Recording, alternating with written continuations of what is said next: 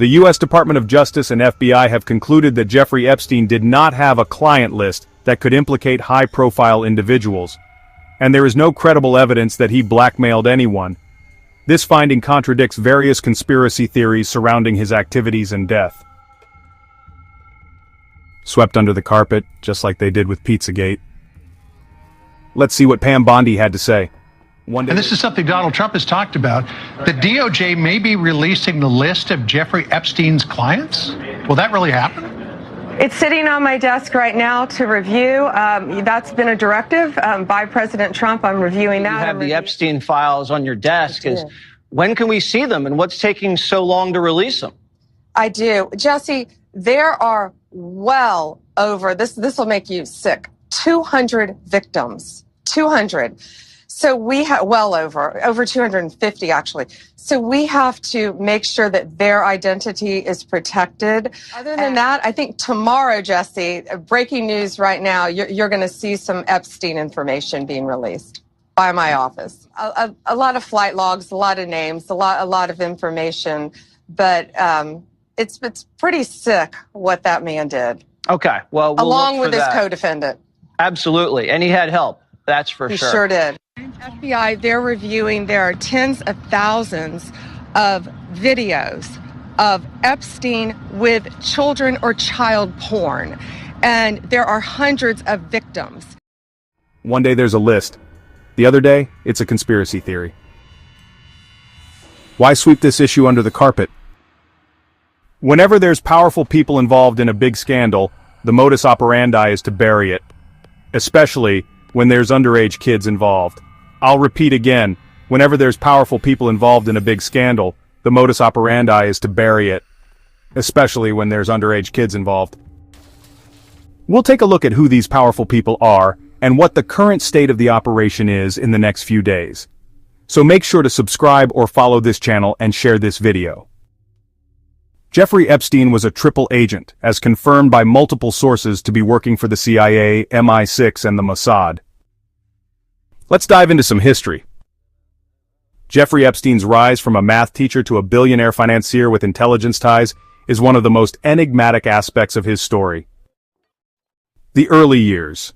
Jeffrey Epstein began as a math teacher at New York's Dalton School in the 1970s, until he was fired for inappropriate behavior.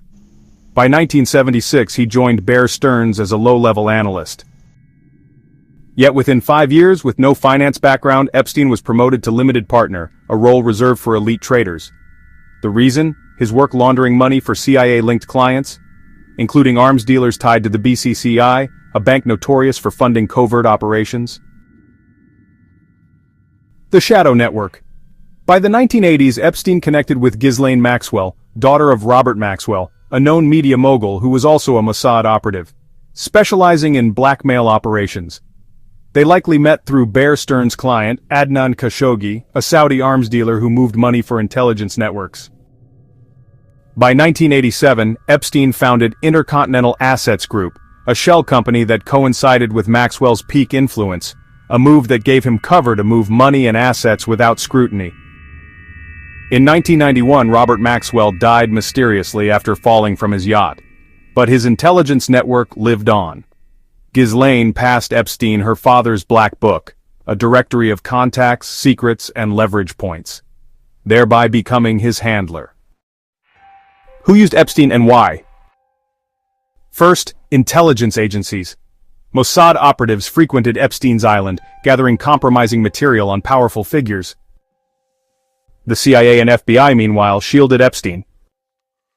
In 2008, prosecutor Alex Acosta was told Epstein belonged to intelligence, explaining why his plea deal granted immunity to unnamed co-conspirators.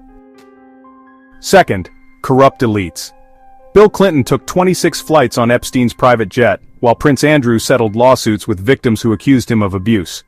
Epstein's biggest donor, Leslie Wexner, lost over $500 million to him, yet never pursued legal action, raising questions about where that money truly ended up. Third, organized crime. Russian oligarchs funneled money through Epstein-linked accounts in Cyprus and Latvia, jurisdictions known for laundering illicit funds.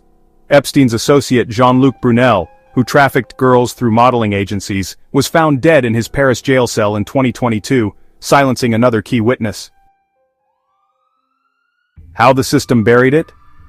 The DOJ and FBI failed at every turn.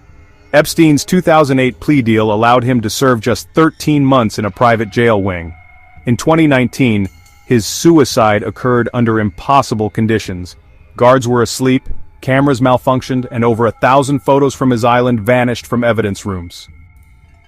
The corrupt mainstream media also played its part. ABC News killed Amy Robach's 2015 investigation after legal threats, while Wikipedia editors systematically erased ties between Epstein and powerful figures. Epstein's operation was a hybrid criminal intel syndicate that served multiple masters. Blackmailers in the form of intelligence agencies, predators in the form of corrupt elites, launderers in the form of organized criminals. The Epstein case isn't just about one man, it's about the system that enabled him. And until that system is held accountable, the full truth will remain buried. And you know why the Trump-Vance duo won't release the list? Because it's bipartisan dynamite. Yes, there is a list of people that need to be exposed. In the next video, we'll go through some of them.